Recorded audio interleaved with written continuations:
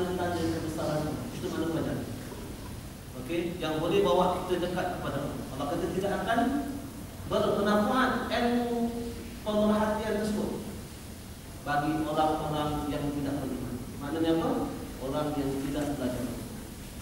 Kalau kita belajar sains, kita tak belajar Al-Quran, ilmu sains itu akan hanya bagi kita maklumat saja. Dia tidak akan bagi kita belajar. Okey, pelajaran yang sebenarnya tuan, pelajaran adalah tanda-tanda kebesaran yang kita nampak, yang boleh bawa makin dekat kita. Sebab yang paling penting adalah hidupnya Allah. Sebab segala-galanya dikawal oleh Allah. Tapi manusia tak nampak dulu. Kenapa manusia tak nampak? Sebab yang nampak tu hati kita.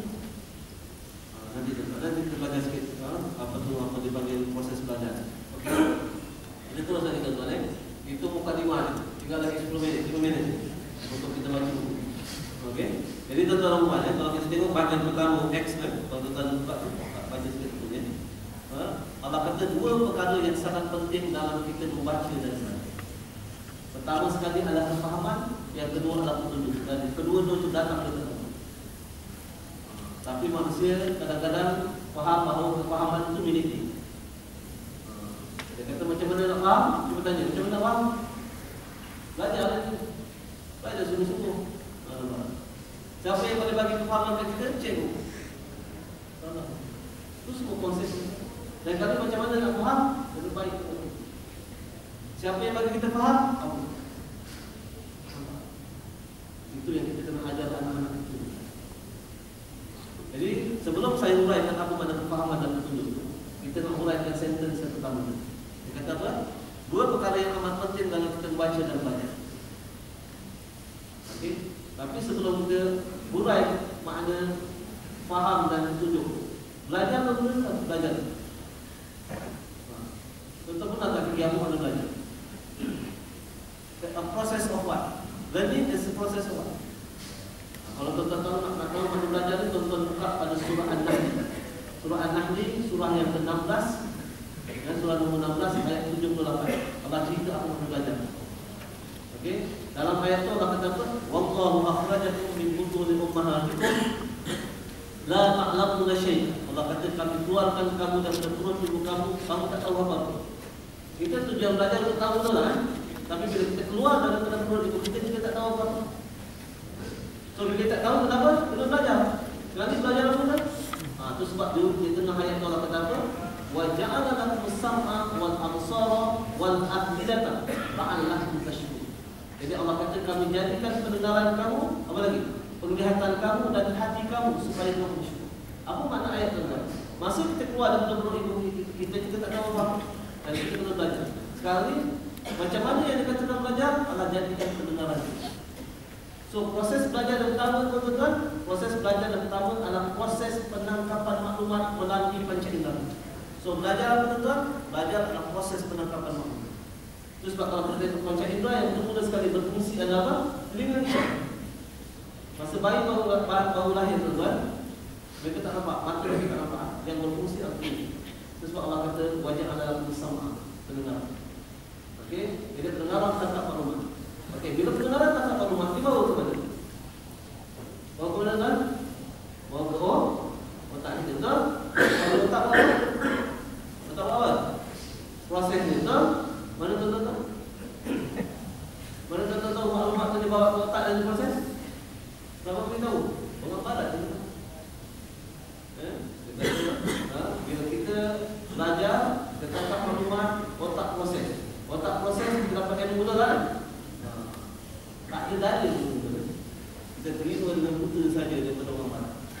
Itu sebab tuan-tuan, bila orang barat ajar kita macam tu, kita tahu bahawa otak yang proses maklumat, itu sebab kita sibuk jaga kesihatan otak. Betul kan? Macam mana kita jaga kesihatan otak?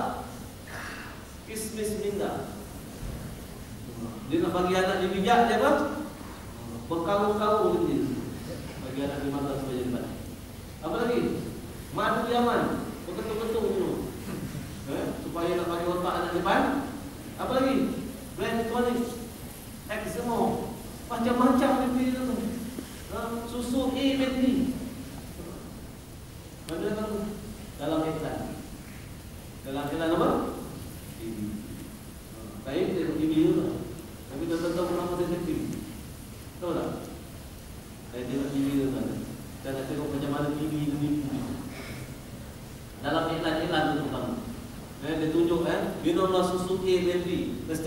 ini carilah neuron kita ni.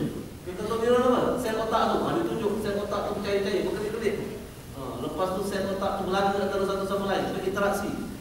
Keluarlah dia panggil electrochemical yang merupakan sumber kebijaksanaan dan kecerdasan manusia. Ada dalil tu? Tak ada. Manusia berbolong-bolong tuan-tuan di apa? Di susu. Bangga-bangga.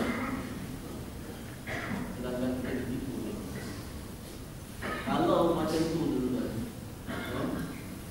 Kenapa ayat surah An-Nahl di dalam kata wa ja'ala lakum as-sam, kami jadikan pengenalan mereka dan penglihatan mereka.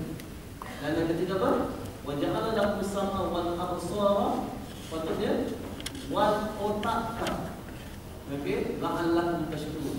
Patutnya Allah kena sebut otak, bukan sebut apa? Hati. Kenapa tuan-tuan? Sebab sepatutnya tuan-tuan, okey, yang kalau kita kata proses maklumat itu adalah otak kita tuan-tuan, mana Allah sebut patutnya dalam masalah kita zihnun bukan otak. Tapi Allah tak sebut itu. Allah kata apa? Maknanya pusat pemrosesan maklumat kita duduk di mana? Maknanya pusat kecerdasan kita duduk di mana? Dan orang barat akli benda ini. Untuk baca dalam buku saya ini bagian bab motivasi dan psikologi saintifik. Nama dia Watson, pakar psikologi barat. Dia kata the source of our brain comes from our heart, but it is very difficult to analyze the heart. It is like a black box. Jadi kita tinggalkan sahaja apa otak tu, hati tu, kita kaji otak. Itu sebab kenapa tuan-tuan bila Einstein mati, apa dia lakukan Einstein? Dia ambil Einstein tu, dia slice satu-satu tu. Dia buat kaji. Macam mana Einstein itu? Sedangkan rahsia kecerdasan manusia ini bukan duduk di otak. Dan manusia tidak akan dapat korek rahsia tersebut tuan-tuan. Cuma Allah tunjuk saja macam mana nak develop manusia intelijen ni. Allah kata kamu tak boleh buat modul sendiri wahai manusia, sebab rahsia itu duduk pada aku. Okey, kamu boleh ikut aku.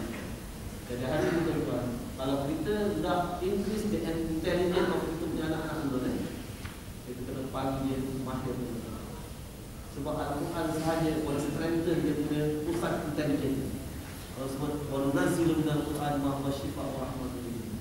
Rahsia ni semua orang barat tahu.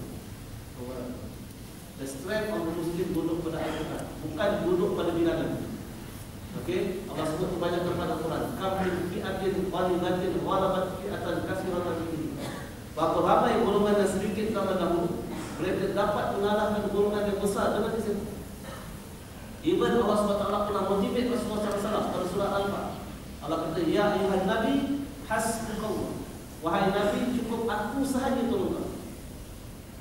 Kita kalau nak strength juga, tahu orang Islam juga, kita punya strength duduk pada Allah. Allah kata, waqtasimu bihaqqi, berpeganglah pada tali Allah. Kita akan duduk dalam jamaah tuan-tuan kalau kita duduk berpegang pada Allah. Kalau kita duduk dalam jamaah, kita duduk dalam satu kumpulan, kita tak pegang pada tali Allah, nampak sahaja kita bersatu. Allah kata, yahsabuhum tahsabuhum jami'an wa qulubuhum syatta. Nampak sahaja mereka bersatu, tapi hati mereka berpecah. Kenapa tuan-tuan? Sebab ada yang ikut Quran, ada yang tak. Tak guna kumpulan ini. Biar kita